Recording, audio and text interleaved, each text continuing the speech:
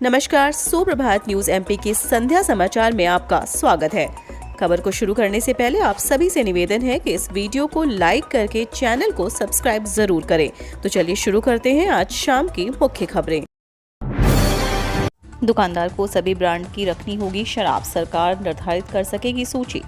प्रदेश में ऐसी शराब दुकानों को चिन्हित किया जाएगा जिन्हें बंद किए जाने की मांग विभिन्न कारणों से हो रही है। कलेक्टर के प्रस्ताव पर शासन द्वारा अंतिम निर्णय लिया जाएगा। दुकान पर सभी ब्रांड की शराब मिले, इसके लिए सरकार द्वारा सूची निर्धारित की जाएगी और इन्हें रखना अनिवार्य होगा।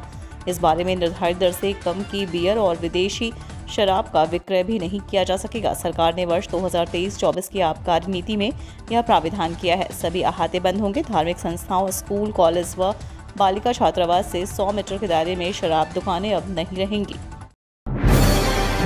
इंटेलिजेंट वेंटिलेटर, जो जरूरत के अनुसार मरीज को देंगे सांस। वेंटिलेटर पर रहने के दौरान मरीज हिम्मत हार जाता है। उसे ऐसा लगने लगता है कि वह अंतिम दौर से गुजर रहा है, लेकिन अब उसे हिम्मत देने के लिए नई तकनीक आ चुकी है। यह एक ऐसी मशीन है जो मरीजों के भाव को समझती है, साथ ही उन्हें आत्मविश्वास भी देती है। अब आधुनिक तकनीक से वेंटिलेटर पर आर्टिफिशियल इंटेलिजेंस का इस्तेमाल हो रहा है। इससे यह मशीन न सिर्फ मरीज की ऑक्सीजन जरूरत का ध्यान रखेगी, बल्कि मरीज को आत्मविश्वास भी देगी। रोजगार मेले में आज 15 कंपनियां 400 से अधिक युवाओं को देगी नौकरी का अवसर। जिला व्यापार एवं उद्योग केंद्र द्वारा ढक्कन वाला कुआं स्थित ग्रामीण हाट बाजार परिसर में रोजगार मेले का आयोजन किया। इसमें ऑटोमोबाइल, सिक्योरिटी सहित अन्य क्षेत्रों की करीब 15 कंपनियां 400 से ज्यादा युवाओं को रोजगार के अवसर दे रही है। रोजगार मेले में युवाओं को योग्यता के आधार पर sales executive, technician, telecaller, team leader, delivery boy, सुरक्षा गार्ड, ऑपरेटर एवं पैकिंग कर्मचारी जैसे पदों पर रोजगार के अवसर मिले। रोजगार मेले का आयोजन सुबह 10:30 से शाम तक होगा। मध्य प्रदेश की अदालतों में 24 को पैरवी नहीं करेंगे वकील।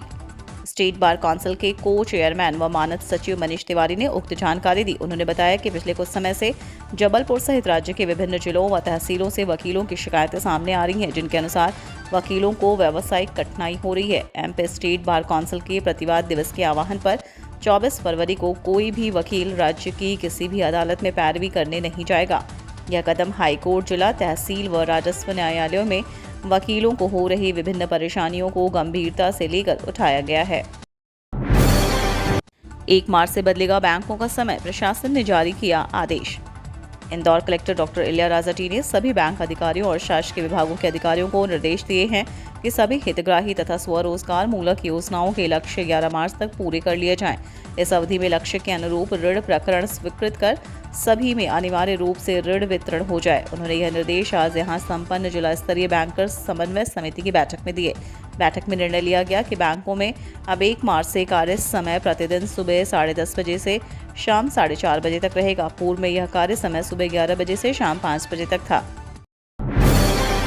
इंदौर से जुड़ेगा अहमदाबाद और लखनऊ, दोनों शहरों के लिए उड़ान होगी शुरू। मार्च से शुरू होने वाले समर शेड्यूल में इंदौर को 2 नई उड़ानें मिलेंगी। इंदौर से अहमदाबाद और लखनऊ का हवाई संपर्क होगा। 2.5 साल पहले भी इंदौर से इन दोनों शहरों के लिए फ्लाइट थी, लेकिन कोरोना के कारण बंद हो गई थी। अब इंडिगो कंपनी दोनों शहरों के लिए फ्लाइट शुरू करने जा रही है। कंपनी ने बुकिंग भी शुरू कर दी है। 26 मार्च से दोनों शहरों के लिए इंदौर से विमान उड़ेंगे। दोनों उड़ान 7 दिन रहेंगी। इंदौर में नया प्रयोग, आंगनबाड़ियां बनेंगी प्री स्कूल, नन्हों को मिलेंगी निःशुल्क बेहतर शिक्षा। इंदौर में आंगनबाड़ियों के बच्चों को शैक्षणिक गतिविधियों से जोड़ने के लिए आंगनबाड़ियों को प्री स्कूल के रूप में विकसित किया जाएगा। वहीं जिले में जल जीवन मिशन के तहत पेयजल संबंधी समस्याओं के निराकरण के लिए जनपद पंचायतवार कंट्रोल रूम बनाए जाएंगे। साथ ही सीएम हेल्पलाइन के तहत 50 दिन से अधिक समय के लंबित आवेदनों के त्वरित निराकरण के लिए 1 सप्ताह का विशेष अभियान चलाया जाएगा। प्रदेश में फरवरी में ही गर्मी दिखाने लगी तेवर, राजगढ़ रहा सबसे गर्म, 37 डिग्री पहुंचा पारा। मध्य प्रदेश में इस बार गुलाबी ठंड की विदाई फरवरी में हो गई। जहां आमतौर पर फरवरी के अंत तक प्रदेश में लोगों को हल्की ठंड का एहसास होता था, इस साल वैसा नहीं हो रहा है, बल्कि फरवरी में ही लोगों को पंखे चलाने की नौबत आ गई।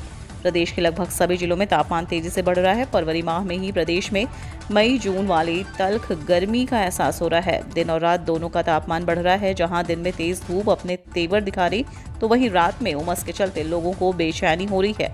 राजगढ़ जिला सबसे गर्म रहा। राजगढ़ में अधिकतम तापमान 37 डिग्री सेल्सियस दर्ज किया गया, तो वहीं महाराजखंड में न्यूनतम तापमान 9 डिग्री सेल्सियस दर्ज किया गया। इंदौर को 50 साल बाद मिलेगी नए बस स्टैंड की सौगात।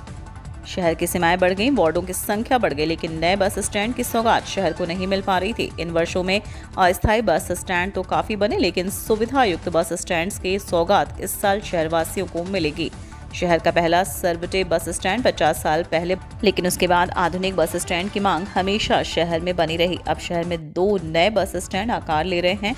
नायता मुंडला का बस स्टैंड लगभग बनकर तैयार हो चुका है। पिछले दिनों स्टैंड की अप्रोच रोड के आसपास के अतिक्रमण भी हटा दिए गए। महंगा हो सकता है बाईपास से गुजरना, टोल दरें बढ़ाने की तैयारी। करीब 32 किलोमीटर लंबे राऊ देवास बाईपास से गुजरना अब महंगा हो सकता है। National highways authority of India ने 1 अप्रैल से टोल दरें बढ़ाने की तैयारी कर ली है। प्रस्ताव बनाकर दिल्ली भेजा गया। इंदौर से देवास जाने वाले वाहनों के लिए दोल टोल प्लाजा बाईपास पर सेंट्रल पॉइंट के लिए 1 किलोमीटर पहले मांगलिया में बने मुख्य टोल प्लाजा से गुजरने वाले वाहन चालकों से देवास 6 लेन और बाईपास दोनों का टोल टैक्स वसूला जाता है, जबकि दूसरा टोल प्लाजा पुराने शहरी AB रोड पर मांगलिया के पास है। वहां से गुजरने वाले को केवल देवास 6 लेन का टोल टैक्स देना होता है। NHAI के अधिकारियों ने बताया कि बाईपास से गुजरने वाले वाहनों के लिए टोल दरें बढ़ाने का प्रस्ताव तैयार किया जा रहा है। हालांकि अभी अधिकारी यह बता नहीं पा रहे हैं कि दरों में कितनी वृद्धि की जाएगी।